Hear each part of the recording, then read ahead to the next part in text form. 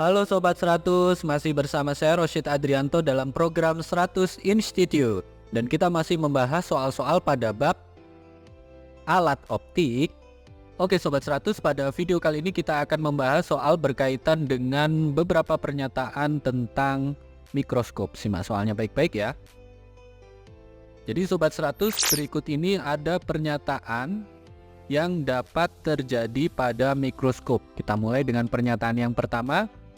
Panjang mikroskop tergantung pada kondisi pengamatan atau kondisi pengamat. Pernyataan yang kedua, lensa okuler harus digeser menjauhi lensa objektif jika pengamat hipermetropi. Kemudian pernyataan yang ketiga, jika pengamat miopi atau hipermetropi cukup dengan menggeser benda yang diamati menjauhi lensa objektif. Kemudian pernyataan yang keempat, lensa okuler harus digeser mendekati lensa objektif jika pengamat miopi. Nah, pertanyaannya adalah pernyataan yang benar itu yang nomor berapa saja?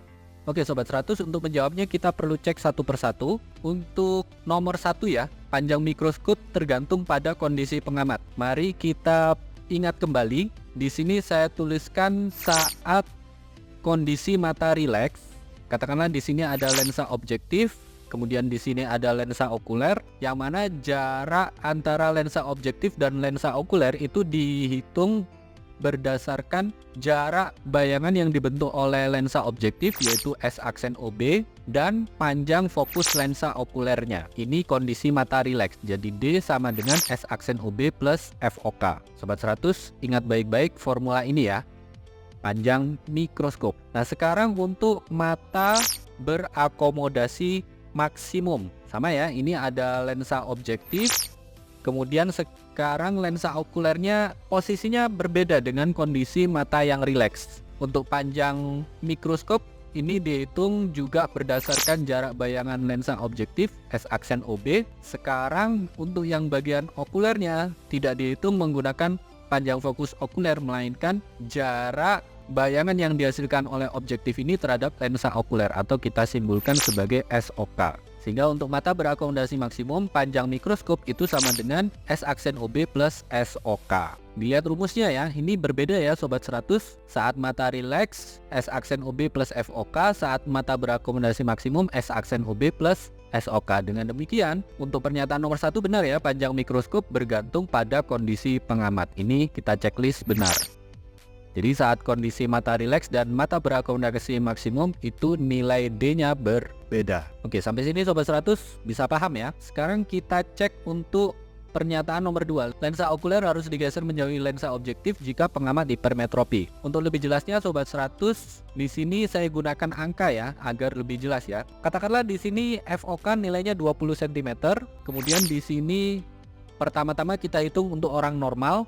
Orang normal itu S aksen OK nilainya sama dengan negatif PP sama dengan negatif 25 cm.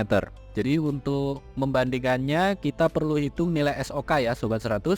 Apakah lensa okuler digeser menjauhi lensa objektif atau sebaliknya digeser mendekati lensa objektif. Jadi untuk menghitungnya kita gunakan rumus umum lensa khusus bagian okuler, yaitu 1/FOK sama dengan 1/S OK ditambah 1/S aksen OK. Kita ingin hitung nilai SOK-nya ya, sehingga ini formulanya kita tulis ulang menjadi 1/SOK sama dengan 1/FOK dikurangi 1/S aksen OK.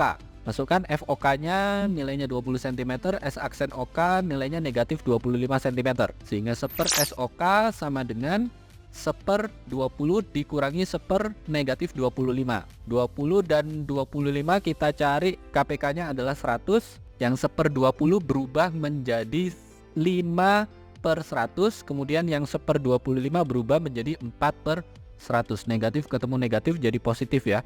Sehingga 1/SOK itu sama dengan 5 tambah 4 dibagi 100.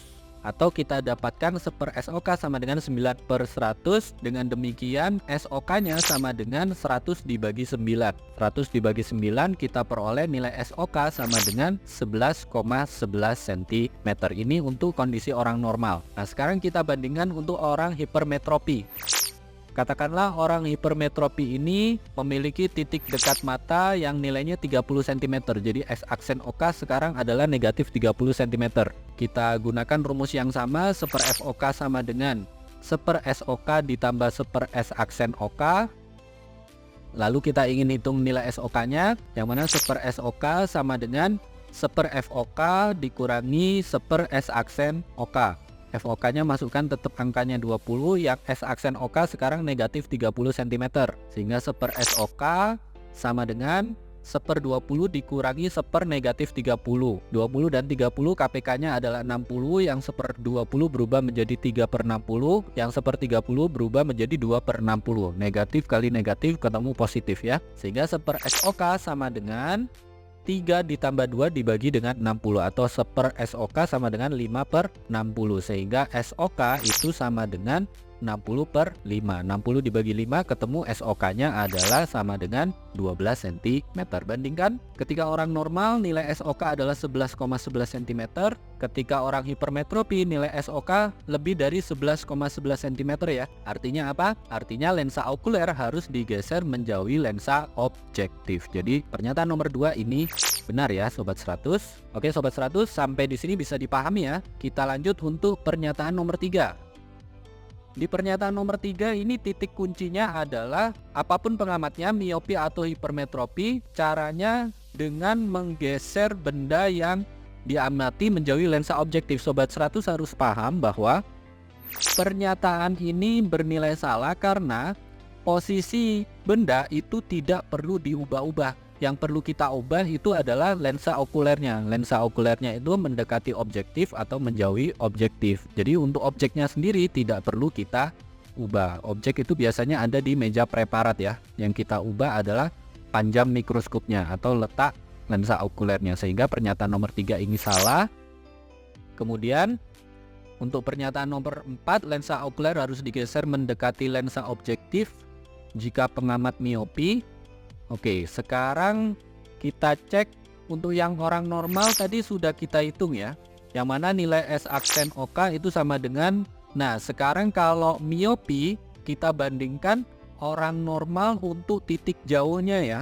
Karena orang miopi itu kan rabun jauh. Jadi titik jauhnya bukan seperti orang normal. Kalau orang normal kan di taingga.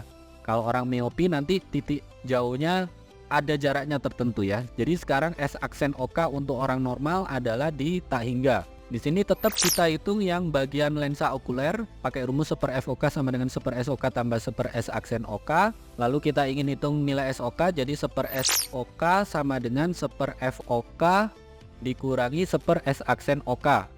Masukkan fokus okulernya tetap yang 20 cm.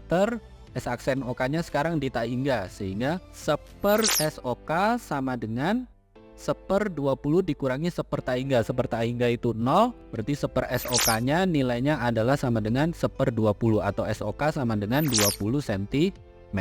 Sampai sini Sobat 100 paham ya. Sekarang kita hitung untuk orang miopi. Orang miopinya kita anggap titik jauhnya ada di angka 2 meter atau 200 cm, sehingga S aksen OK-nya adalah negatif 200 cm ya. Nah, ini kita pakai rumus yang sama, seper FOK sama dengan seper SOK ditambah seper S aksen OK. Kita ingin hitung nilai SOK-nya lagi. Jadi seper SOK sama dengan seper FOK dikurangi seper S aksen OK. Masukkan fokus okulernya 20 cm, S aksen OK-nya di negatif 200 cm. Sehingga seper SOK sama dengan seper 20 dikurangi seper negatif 200. 20 dan 200 KPK-nya di 200 ya. Jadi yang seper 20 berubah menjadi 10/200. Yang seper 200-nya tetap. Negatif ketemu negatif hasilnya positif. Sehingga seper SOK sama dengan 10 plus 1 dibagi 200. 10 tambah 1 hasilnya 11. Jadi seper SOK-nya sama dengan 11/200. Atau SOK sama dengan 200/11. 200 dibagi 11 ketemu nilai SOK sama dengan 18,18 cm. Nah, kalau kita bandingkan antara orang normal dan miopi, nilai SOK-nya yang orang normal 20 cm, yang orang miopi kurang dari 20 cm, sehingga lensa okuler harus digeser mendekati lensa objektif. objektif. Jadi yang nomor 4 ini benar ya Sobat 100. Dengan demikian setelah kita cek, maka jawaban yang benar adalah pernyataan nomor 1, 2, dan 4. Ini jawabannya ya Sobat 100. Oke Sobat 100, sampai di sini bisa dipahami ya. Jadi ingat baik-baik untuk menjawab soal yang berbentuk pernyataan seperti ini. Sobat 100 harus paham masing-masing pernyataan ya. Jadi untuk pernyataan nomor 1 berkaitan dengan panjang mikroskop, ini benar karena panjang mikroskop untuk kondisi mata rileks dan mata berakomodasi maksimum itu rumusnya berbeda. Kalau mata rileks ini S aksen OB plus FOK, kalau mata berakomodasi maksimum S aksen OB plus SOK. Kemudian untuk lensa okuler harus digeser ketika pengamat hipermetropi. Ini Sobat 100 hitung pakai angka ya, biar pembuktiannya bisa dibandingkan angkanya ya. Jadi Sobat 100 perlu hitung nilai SOK-nya pakai rumus 1/FOK sama dengan 1/SOK tambah 1/SOK aksen. Jadi untuk orang normal nilai S aksen OK-nya di negatif PP sama dengan negatif 25 cm.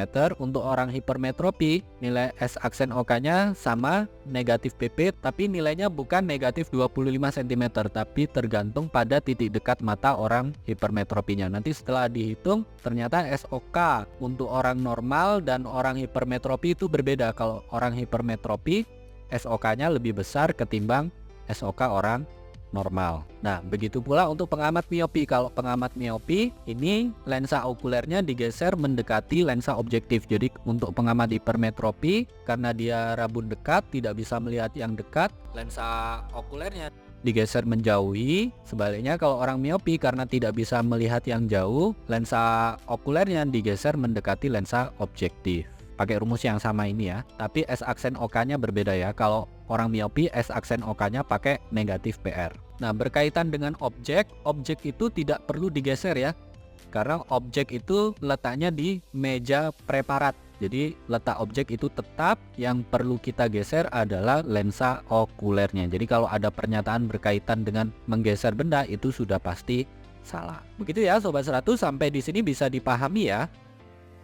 Nah, kalau Sobat 100 sudah paham untuk video penjelasan ini, Sobat 100 bisa melihat atau mempelajari video penjelasan yang berikutnya. Lalu untuk pertanyaan atau soal-soal berkaitan dengan mata pelajaran matematika, fisika, kimia, Mandarin atau English, Sobat 100 bisa tanyakan soalnya di aplikasi tanya jawab soal. Oke Sobat 100, selamat belajar ya.